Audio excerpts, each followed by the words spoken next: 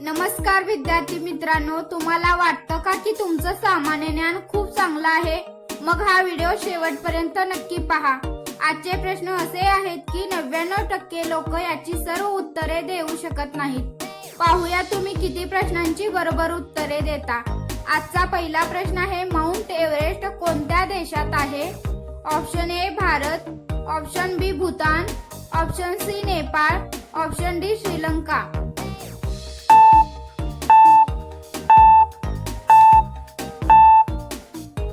या प्रश्नाचे उत्तर आहे ऑप्शन सी नेपाळ। मित्रांनो, माउंट एव्हरेस्ट हे सर्वात उंच शिखर आहे। ते नेपाळ आणि चीन यांच्या सीमेवर स्थित आहे। प्रश्न दुसरा, कोणत्या उपकरणाने हृदयाचे ठोके मोजले जातात? Option A thermometer, option B barometer, option C stethoscope, option D microscope.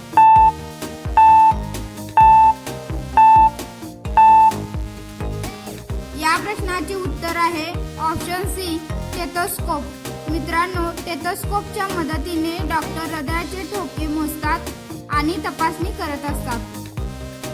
प्रश्न तिसरा, राम मंदिर बनवायला किती वर्ष लागली? ऑप्शन ए 2 वर्ष, ऑप्शन बी 3 वर्ष, ऑप्शन सी 4 वर्ष, ऑप्शन डी 5 वर्ष।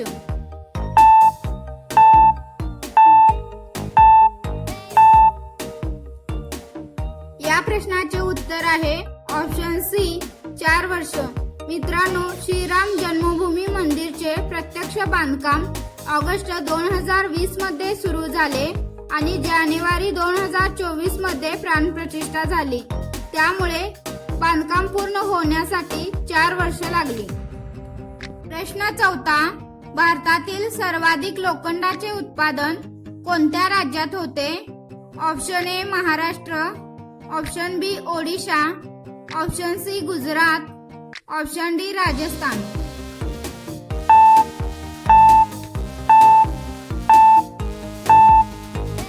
या प्रश्नाचे उत्तर आहे ऑप्शन बी ओडिशा। मित्रांनो, ओडिशा हे भारतातील सर्वाधिक लोखंड उत्पादन करणारे राज्य आहे। तेथील केओन्झार, सुंदरगड आणि मयूरभंज जिल्ह्यात मोठ्या प्रमाणात लोखंडाचे साठे असल्यामुळे देशातील सर्वाधिक उत्पादन तेथे होते। प्रश्न पाचवा, भारतीय नोटेचा कागद कशापासून बनवला जातो? ऑप्शन ए लाकडाच्या लगद्यापासून, ऑप्शन बी प्लॅस्टिक पासून, ऑप्शन सी कागदाच्या तंतूपासून, ऑप्शन डी बांबू पासून।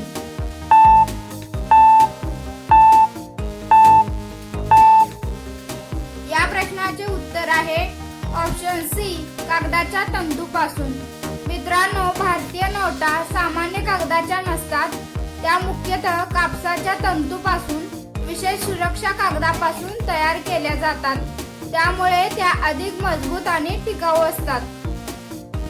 प्रश्न 6वा, भारत जवळपास किती वर्ष इंग्रजांचा गुलाम होता? ऑप्शन ए 100 वर्ष, ऑप्शन बी 150 वर्ष, ऑप्शन सी 200 वर्ष, ऑप्शन डी 300 वर्ष।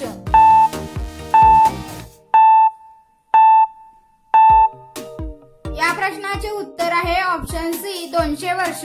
मित्रांनो, इंग्रज भारतात व्यापार करण्यासाठी आले होते।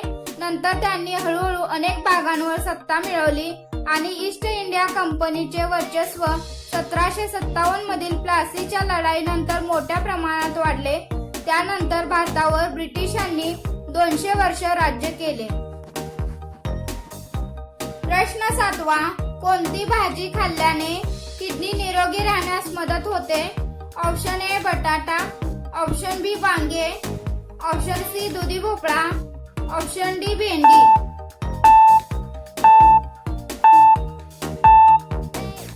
या प्रश्नाचे उत्तर आहे ऑप्शन सी दुधी भोपळा।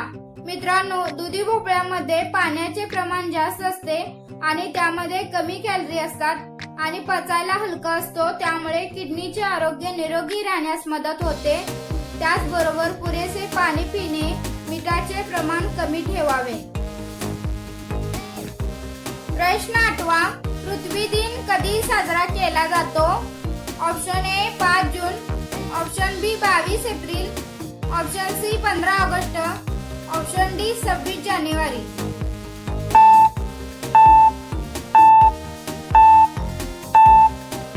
या प्रश्नाचे उत्तर आहे ऑप्शन बी 22 एप्रिल. मित्रांनो, 22 एप्रिल रोजी दरवर्षी पृथ्वी दिन साजरा केला जातो.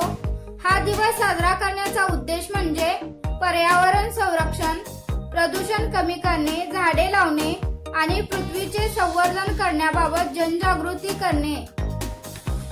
प्रश्न 9वा. भारतातील सर्वात उंच धबधबा कोणता आहे? ऑप्शन ए जोग धबधबा, ऑप्शन बी दूधसागर धबधबा, ऑप्शन सी कुंचिकल धबधबा, ऑप्शन डी अतिरापिल्ली धबधबा.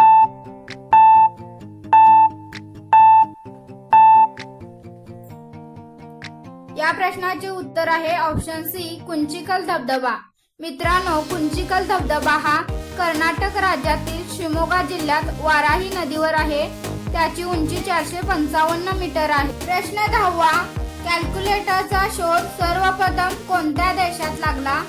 Option A Bharat, option B France, option C Japan, option D America.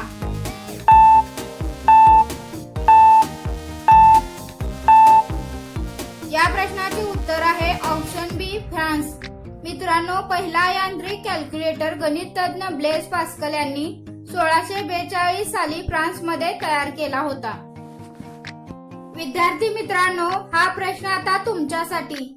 सोन्याचे दागिने घडवताना त्यामध्ये कोणता धातू मिसळला जातो? ऑप्शन ए लोखंड, ऑप्शन बी तांबे, option C aluminium, option D जस्त. मित्रांनो, दागिन्यामध्ये कोणता धातू मिसळला जातो ते कमेंट बॉक्स मध्ये सांगा आणि असेच व्हिडिओ पाहण्यासाठी व्हिडिओला लाईक, सबस्क्राईब करा आणि तुमच्या मित्रांसोबत व्हिडिओ शेअर करा.